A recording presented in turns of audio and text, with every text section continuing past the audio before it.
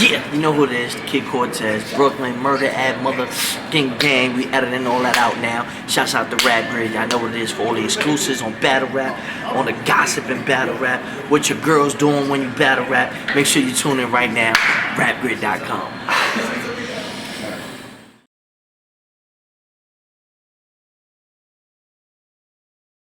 So Chilla, something I want to address and get out the way. Okay. And I'm interested to see what the comments on this video are gonna say, right? Okay.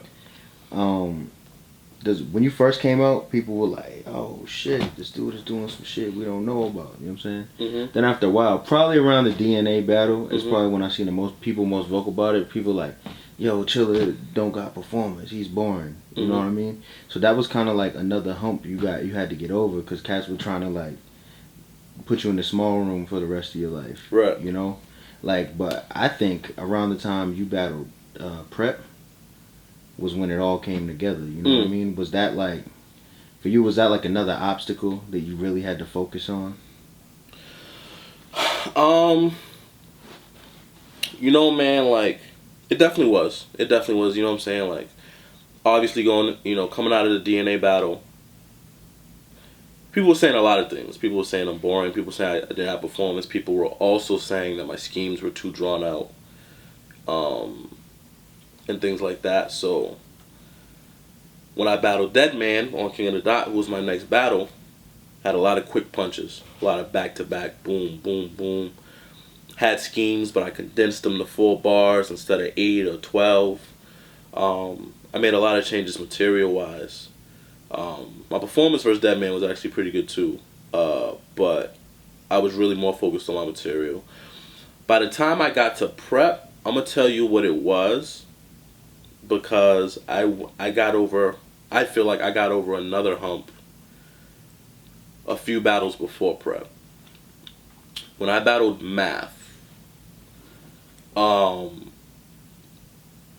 was looking at a lot of the prediction blogs. I was looking at a lot of bloggers' opinions, and they were like, "Chilla's dope, but we haven't seen Math since the Dizaster situation. He's gonna come back in kill mode, and Math is too much charisma. Math is too much personality. Math is too aggressive.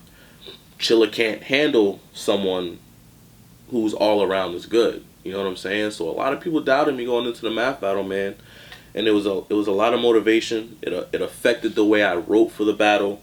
I had a lot more jokes, a lot more humor. My second and third, I had some pretty strong angles. Like, that's when I really started doing like the second round and third round angles for people, and learning how to still be punching and still scheme through and still be talking directly to you about an angle. You know what I'm saying? Like, that was kind of when I feel like I really evolved and learned how to perform my material comfortably and things like that. That was a great battle. Yeah, me and Math is crazy. So it was the Math battle. Then I had Con. Then I had Diz. Then I had Prep. So being able to stand in front of, in my opinion, being able to stand in front of 3 legends back to back to back, and we're talking Math in April, Con in May, and Diz in June. Like, within 65 days, I stood in front of those 3 people. Math was damn near at his best. His return since the Dizaster battle. I was Dizaster's first King of the Dot battle in a year since his suspension. And then I was Con's first battle since Big K. Since he battled Big K at Ether on the Film On joint. So, like, battling them 3 back to back, having short... I had a lot of prep time for Con. Me and Con were set up for a little while. But for Math and Diz, I had 4 days to prepare for Diz. And I had a little under a month to prepare for Math. You know what I'm saying? Like, so a lot of my focus wasn't even my material. A lot of my focus was my performance. Even though I wasn't super great with Diz, just because, honestly, I didn't know my material fully yet, because it was 4 days notice versus the best freestyler in the world. Like, it's tough, you know what I'm saying? When your strength is your pen, but then you have 4 days to prepare, and you're battling someone whose strength is improvising and freestyling.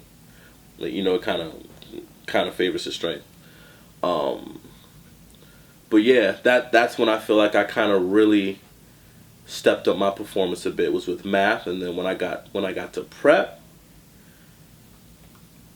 hearing his first round, kind of the same way with JC when I was battling JC, and I was like, okay, that's he doesn't have enough right now. Like, he's not saying anything to me that's anywhere near what I have for him. Like, halfway through preps first, I was like, it's not enough. It's not enough. You know what I mean? So I just knew with prep, especially with the press conference we had, and like, he had me pissed off. Like, I was heated. I just knew with prep I wanted to be aggressive. I knew I wanted to be aggressive. I knew I wanted to be in his face. I kind of wanted to show URL a different version of me they haven't seen. You know what I'm saying? So I think it's a lot harder to learn how to become a great performer than it is to learn how to write better. Definitely, because for me, a lot of performance things are in the moment. Like, I don't really.